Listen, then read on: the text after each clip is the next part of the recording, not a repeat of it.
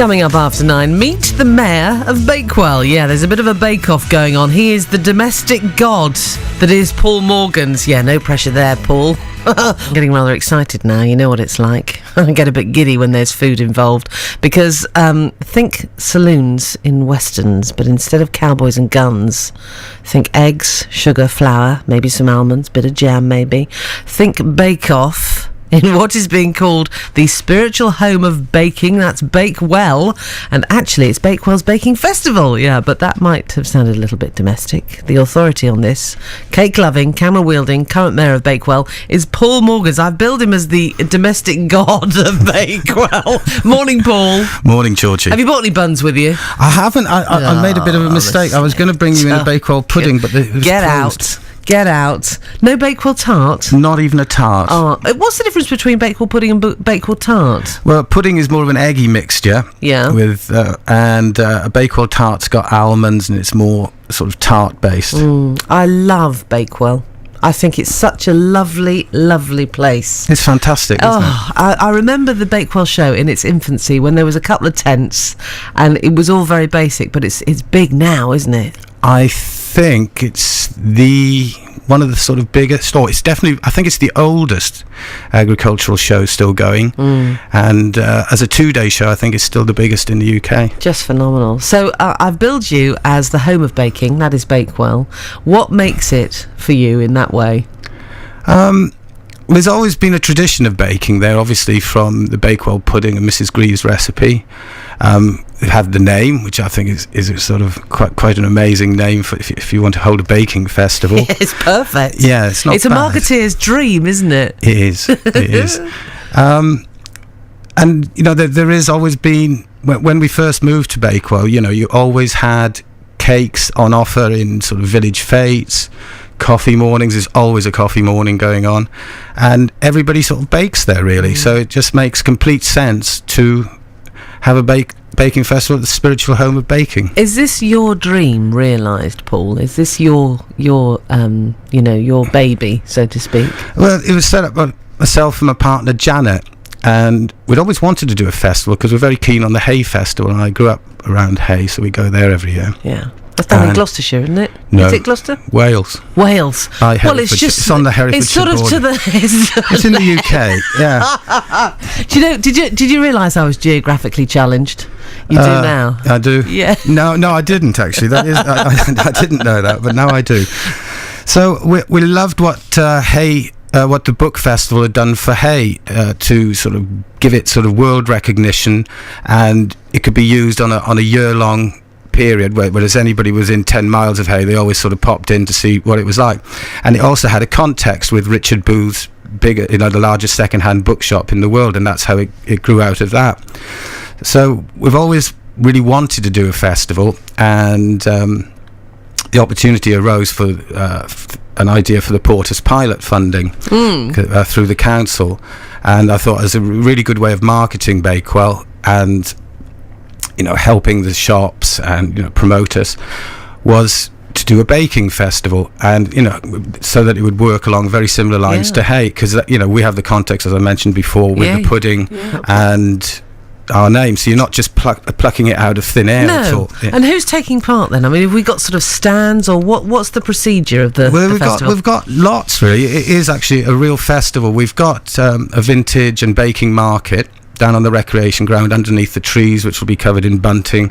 So we wanted to be like a little village street in the recreation ground with a cricket match going on, live music around.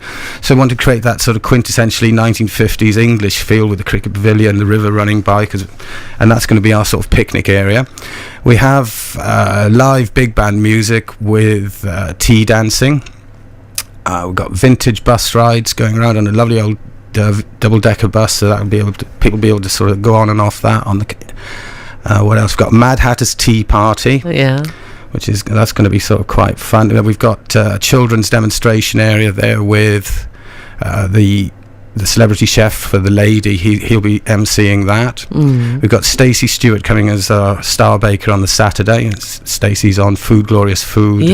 She's the face of Fortnum and Mason's bakery at the moment. Wow. And then on the Sunday we've got Ed Kimber, And Ed sort of started his career in Bakewell more or less because he was on the first ever Bake Off, and the second episode was actually filmed in Bakewell. Goodness me! So it's a bit of a circle. You've got a really good lineup, haven't you? Yeah, and we've got people talking about the history of baking, the science of baking. We've got somebody doing raw baking. Raw baking? Yeah, raw baking. What's raw baking? Not quite sure. Oh, actually, really? But I have tasted it. And it's actually very good. It's somebody. Is it raw? Yeah, it's uncooked. I mean, the only thing that's ever sort of cooked, she does bread as well, and she uses a hydrator to sort of dry things out. Oh, clever stuff. Yeah, no, it's really healthy. It gives you a lot of energy afterwards. Are you a baker? Yeah, I do a little bit. And what is your signature Bread. bake? I like making bread. Oh, do you now? Yeah. Have you been watching that Paul Hollywood with his bread Yes, I show? have, actually. Oh, do you know, I've got the book. Yeah. I've been suckered in and bought the book because I really want to give it a go. Yeah, no, it's very good. What's your favourite bread to bake? My favourite bread is anything that gives you a nice sort of crusty outside. Yeah. And I'm a bit of a white with a bit of wholemeal in it. Yeah. And my partner Janet is a bit more sort of grain oriented. Oh, really? No, see me. Give me a bloomer or a split tin and I'm anybody's, Paul. Yeah. I mean, we've got we're hoping to get that Welbeck bakery coming as well to talk about bread, and we've got bread making demonstrations in our school of food as well, so that'll be happening all day. And this is it just the weekend, today and tomorrow, or are you going into Bank Holiday Monday as well? How does it work, or is it the whole week? No, at the moment we're starting it off. I mean, it might seem sort of quite big, but we hope to sort of expand it a bit. Yeah. We just wanted to do it in the town, so the whole town will be sort of decked out like a massive village fete. Oh, brilliant. We've also got, this is a nice one, we've commissioned a theatre group to do a Fanny and Johnny Craddock cookery demonstration. And I read she was scary, she Paul. was very scary. She was scary. But she was like one of the first sort of celebrity chefs, really. Totally. Have you ever seen the footage of them at the Royal Albert Hall? But I haven't seen the Royal Albert Hall. It was like 6,000 people. We used to watch it. Yeah. I mean, religiously. That woman ruled the kitchen, definitely. She ruled more than the kitchen. Yeah. So how long does the festival run for? It's 2 days. It is 2 days. Yeah. Brilliant. Lovely. Oh, well, I feel I should take a little trip out there myself. So it all kicks off today. Yeah. And you'll be baking all weekend. Well, yeah, but there is more than baking. We've got a Mr. Darcy custard pie fight. And that's going to sort of finish off. Now you tell me. The icing on the cake, Yeah, Paul. well, that's because it's the 200th anniversary this year of Pride and Prejudice. Yeah. And it goes that the book was actually finished off in the Rutland Hotel as she sort of stared out the window and looked over Bakewell. No. And, yeah. And a lot of the book is based obviously around that area with Chatsworth. Yeah. So we originally wanted to do like a Laurel and Hardy custard pie fight. Then we found this out and thought, wow, that would be really good. So you've got a couple of geezers in breeches and riding boots. Well, each team has their own Darcy. There's teams of up to 6. And what you have to do, you have a parade of Darcys through the town. And then we're by the river, so there's the opportunity for somebody to come out of the water as well. Oh, I'm loving the sound of this. Do you think they will? In this weather, it's -3 out there, Paul. Don't say that. Hopefully it'll be a bit warmer around about June. And you have to protect your Darcy while at the same time trying to get everybody else's Darcy. Oh, I love it. Yeah, that sounds great. I'm really looking forward to that. That sounds quite fun. Is that today or tomorrow? That's on the Sunday. Oh, great. Okay. Love it. I bet you were absolutely panicking when you saw the weather last weekend in terms of the snow and how it would affect the festival this weekend. That's just the icing on the cake, isn't exactly. it? It certainly looks like it. I did mention you're a camera-wielding mayor. What do you take photos of? Just anything and everything? I like sort of just documenting just the mundane in a way. Yeah. I mean, the photos that sort of really interest me are pictures that, like, when I was a kid, you always went into like a little shop with a chair, and it was like my Auntie Leonard used to be in there. Yeah. And you just think, wow, things that you thought were normal. Yeah. And then sort of 20 or 30 years later, you suddenly thought, wow, that was really kind of weird, and there's no pictures of it. Ah, right, okay. So I like sort of just documenting the sort of mundane. I do like a daily photo blog. Yeah. And after a couple of... every day, I haven't missed a day now for about 2.5 years. Right. And it sort of builds up into this sort of kind of weird archive, I suppose. Yeah. You brought your camera in today. Will you be putting BBC Radio Sheffield on the mundane and mundane map today? Yes. If you let me.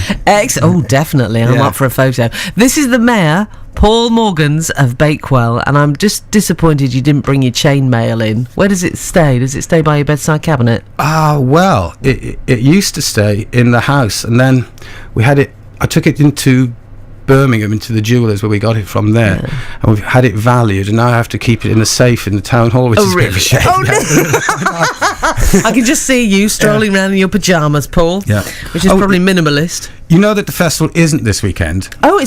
Tell me. It's the 8th and 9th of June. Oh, it's June! I thought it was this weekend. Oh, no. The 8th and 9th of June. Thank goodness you told me. Yeah, no, there would have been a traffic jam on the way back, wouldn't It's the 8th and 9th of June, the Bakewell Festival, the baking festival. Oh, thank goodness for that, Paul. I wouldn't be able to come if it was today. Be too busy. Well, I'm looking forward to June then, the 8th and 9th of June. Yeah, superb. Thank you for coming in this morning. I'm glad we got that straight, Paul. Yeah, me too. That would have been really embarrassing. Really embarrassing. It's BBC Radio Sheffield. Oh, lovely. The Mayor has left the building. The Mayor, Paul Morgans from Bakewell. Yes, and he says tickets are available for the Bakewell Festival. Yes, 8th and 9th of June. You can get them online. That's the 8th and 9th of June. I thought it was happening this weekend. Oops. What a whopper.